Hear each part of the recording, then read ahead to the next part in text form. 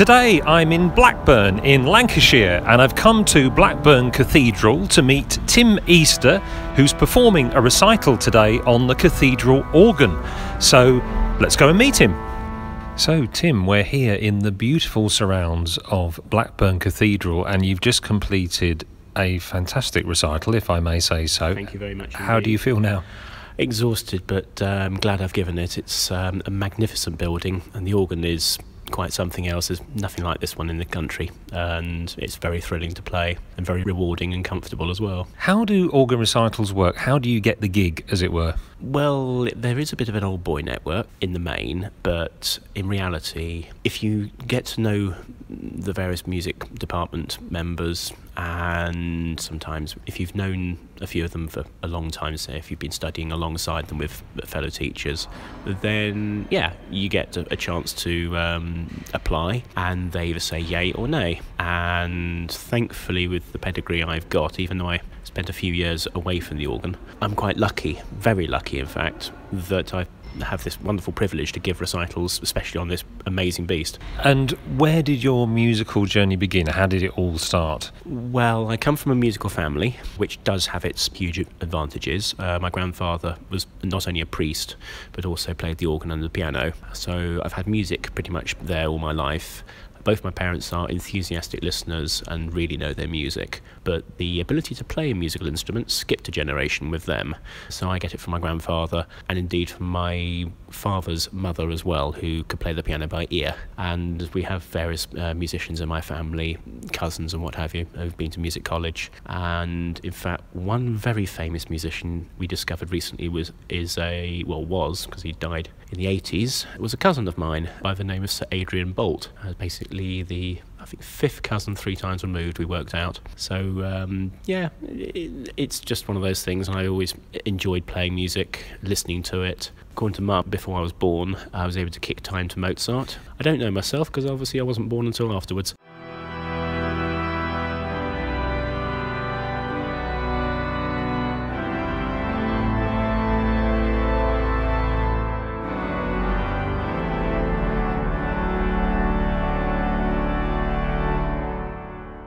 How do you get to play an organ in a church or a cathedral? You can't surely just walk in and say, can I have a go? How do you actually get the experience of playing the instrument? Oh, that's a difficult one. Again, it's down to who you know, and if you're regarded by whoever the music staff are as somebody who they say is competent enough to do so. I mean, again, with your background in studies, then yes, they will acknowledge the fact that yeah, you know what you're doing. And if you talk to them beforehand, basically it is an old boys network, and if you know the right people, you can get very easily into all kinds of places. And this one's easy. I actually came on a Organist Association visit 18 months ago, and got to meet the assistant director of music who runs the recital series here. And he just said, just send me an email. Simple as that. So we're stood here next to the, I believe you call it the console. This is the keyboard and all the workings of the organ. Just talk me through what we can see. Okay, well, this instrument has 4 keyboards and a pedal board, which is basically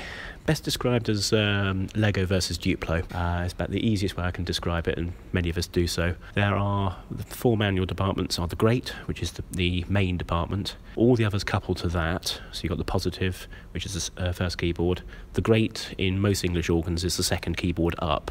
There's a lot of history that goes back over centuries with organ design, and it's basically stuck like that. The third keyboard is the Swell manual, the Swell organ as it used to be known, and that has a expression pedal which allows you to modulate the volume. And if you look up at the organ case on the right, you'll see that there are 2 sets of swell shutters, one facing into the chancel and one facing into the transept, and they are basically controllable. They're like a Venetian blinds, and they open and close, and you can have the quietest sound possible to something that loosens floorboards and basically is full organ. And that's just one manual. That's the one that really underpins everything. And you can have a full Great and then open the full Swell, and it becomes amazing. The 4th manual here is a solo manual. Sometimes it can be called the Bombard manual, which is going back many centuries to other areas in the world. Can also sometimes be an Echo manual, but in this case it's a solo, and has various solo stops for concert use and otherwise.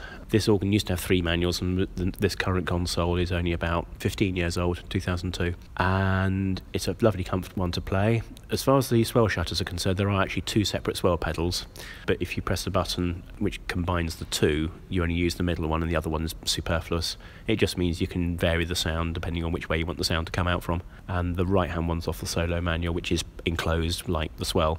There are 3 electronic stops on account of lack of space on the organ, on the pedal. One of them modulates its volume depending on how much you've actually got on, and that's one of the 32-foot pitch ones. As far as anything else is concerned, it's a case of going through what the departments have and how the tone starts.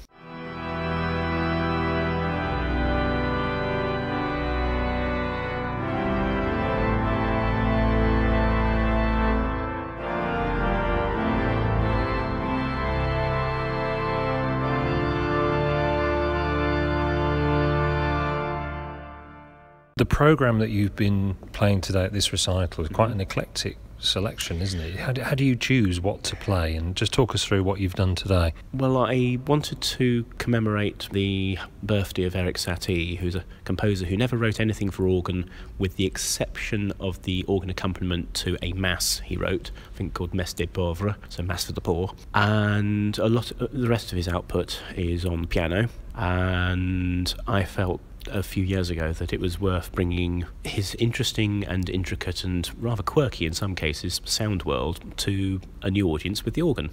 Some people have already done that before, but not to the extent that I've actually decided to do myself. So I wanted to celebrate Satie's birthday and put some suitable music to go with that alongside it. So the opening work by Olivia Mitchell, who was a very experimental and interesting composer in France. He lived for 84 years in Paris. He was a prisoner of war at one point during the Second World War and wrote some amazing music. He had a very special style which was not tonal, and the piece I played this afternoon was a more conservative piece for him. There's some of his music which is quirky, to put it bluntly. Another piece by Louis Vierne. Vierne died 80 years ago next month, tragically, at the organ console of Notre Dame in Paris, which he always wanted to do, die in harness. He never expected he actually would die when he did. And then I finished off with an improvisation, which is actually the theme that Louis Vierne would have used had he lived a little bit longer that evening, which was June the 2nd, 1937.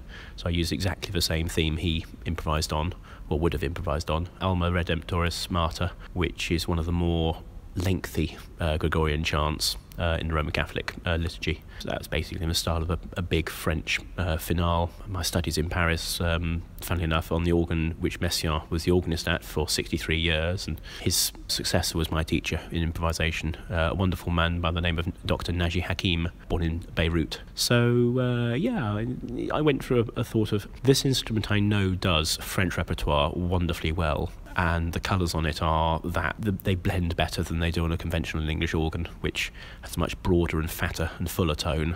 And this one is a neoclassical 1960s instrument and is basically something I rather like.